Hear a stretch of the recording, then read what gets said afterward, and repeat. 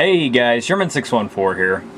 I have another knife review for you guys today. This one has been on my list of knives to review for the longest time, and I'm just now getting around to it. Now, I already have a review of the Kershaw Scallion, but you know, this is a little slightly different model. I want to review it, you know, just like I did the other one. And I'm also going to do a comparison of the both models that I have. So this is the Kershaw Scallion 1620H3. As you see, it is all black, powder coated in their, I believe it's called the tinny coating. It's titanium nitride. It's really, really durable. They just do a great job. I mean, look at that finish. It is just a really nice powder coating job they did. Nice pocket clip, it's all blacked out. All the hardware is all blacked out, which is really nice. Except for the thumb studs. I don't know why they didn't black out the thumb studs, but it doesn't matter. But everything's all blacked out, pocket clip, and like I said, I just love that finish. Now, I believe this knife has been discontinued by Kershaw. I could be wrong.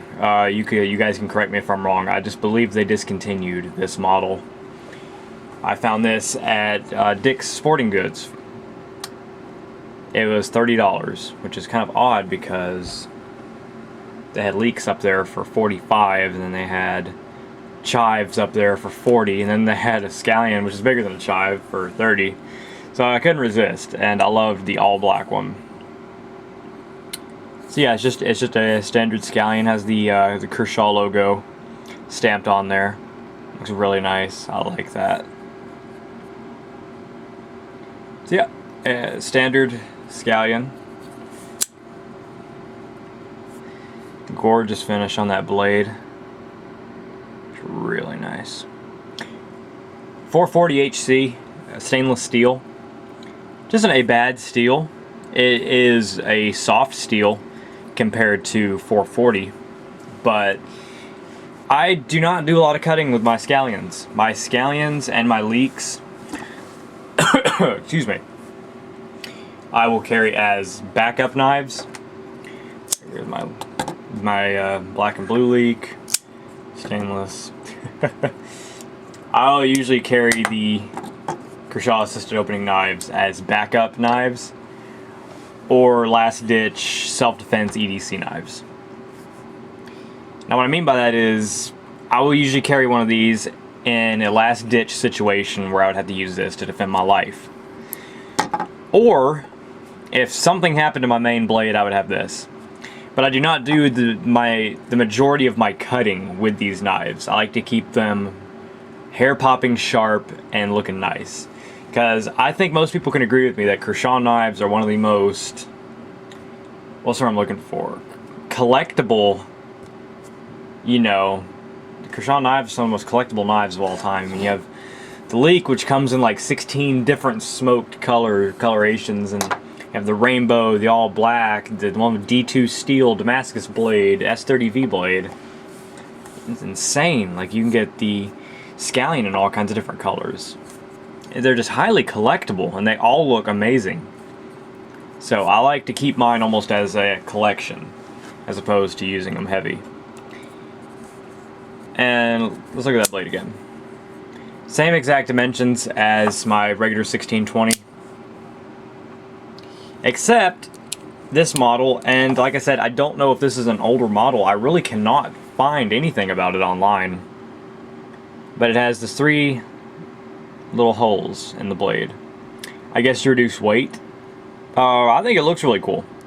I personally wish they would go back to that design. I really like that. I just think it's kind of cool looking. You guys may disagree, but I just think it looks pretty cool. And like I said, everything is all blacked out except for the thumb studs, which in most Kershaw knives, the thumb studs also double as blade stops. You see they're resting into the handle. And of course, it's like every other Kershaw speed safe knife. It deploys lightning fast. and it is hair shaving sharp. See if I can get a, I know I'm phenomenal for doing these cut tests, guys, on my arm. See if you can, all the hair. Yeah, Kershaw knives have never been known to be dull, guys. I think anybody who's bought a Kershaw knife just automatically knows that they're some of the sharpest knives right out of the box. I've never had a Kershaw out of the box that wasn't hair shaving sharp. So Kershaw gets it right with their sharpening processes. The jimping, it is a little bit more purposeful on this model due to the titanium nitride coating. You get a lot more traction.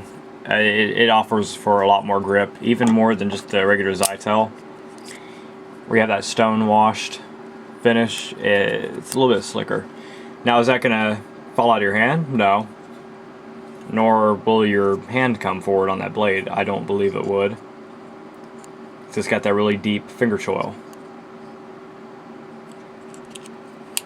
And also, just a neat feature, almost like the Spyderco opening hole, how it also doubles as a thumb ramp. Well, Kershaw has the speed safe assisted opening feature with the flipper.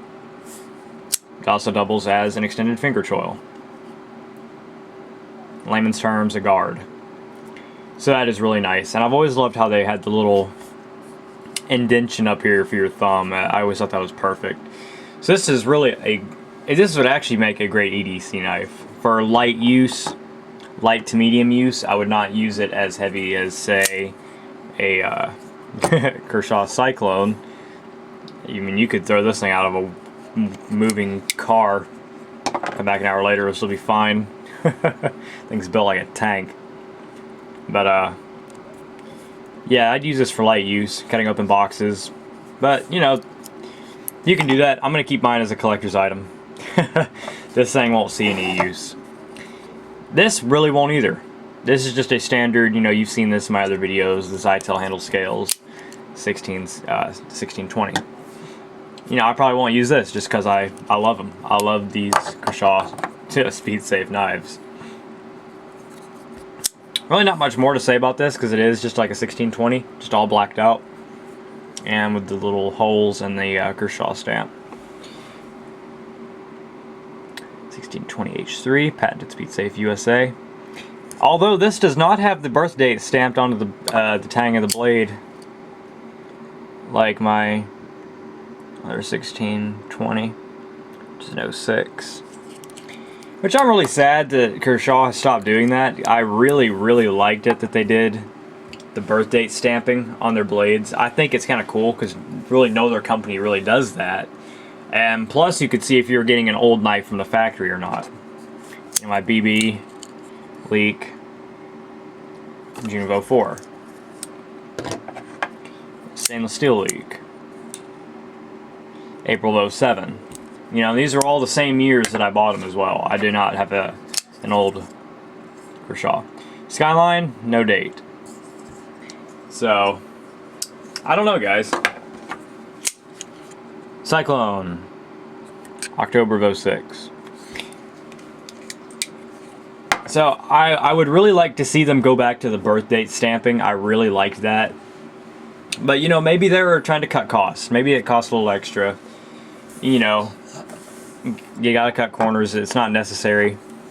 Standard lanyard hole. You really couldn't fit much of a lanyard through there. And that's the same problem most knives with lanyard holes have, is that you usually cannot put a 550 piece of paracord through them. That's okay. I don't put lanyards on my knives anyway, generally. But yeah, the main differences, here we go, because in comparison, they're the same thickness. However, there's a difference in weight, obviously. Zytel handle scales, aluminum handle scales. Is there much of one? No. I'd say about a half an ounce to an ounce difference. It's not that bad. I mean, if you really wanted, you could replace the Zytel scales with the aluminum. I really don't know why you would, but you could do that easily. which, like I said, it's pretty cool. You can mix and match, you know, all your different colorations of blades. You know, you could take one of the blue handled versions and put them on that knife with the black blade. That look really cool, actually. So, yeah, the weight's a little bit different. You still, you know, I'm not a huge weight freak when it comes to my knives. This one comes off and onto the pocket a little bit easier than this one will, obviously, because of the textured, little rough surface texture of the titanium nitride coating. But I like it. It offers some really nice grip, just like I prefer my black and blue leak as, to carry as opposed to my all stainless. The black and blue is lighter because this is all stainless steel, aluminum handles, and the textured, same thing. I believe it's 5000 series T6 aluminum. I could be wrong. That's just, you know, my guess is what they used to do. You know, of course, Ken Onion design. Yeah, not much more to say because I already reviewed this 1620. But yeah, those are the differences between the 1620 and the 1620 H3. Wanted to do this little review type thing. Some of my speed safes. I'm gonna get more after the holidays. I'm getting more, guys. I gotta get a blue-handled scallion. That is definitely on my to-do list to get a blue-handled scallion. And I would friggin' love to have one of those the Kershaw outbreaks. Those new Kershaw auto knives. And those things look awesome. They come in a bunch of really cool colors. I plan on getting my hands on one after the holidays when I come up with some extra money. You guys will see the review of that. Hope you guys enjoyed that. That was my Kershaw Scallion 1620 H3. Of course, if you have any questions, just leave them in the comment box below. And I hope you guys enjoyed. Sherman614. Peace.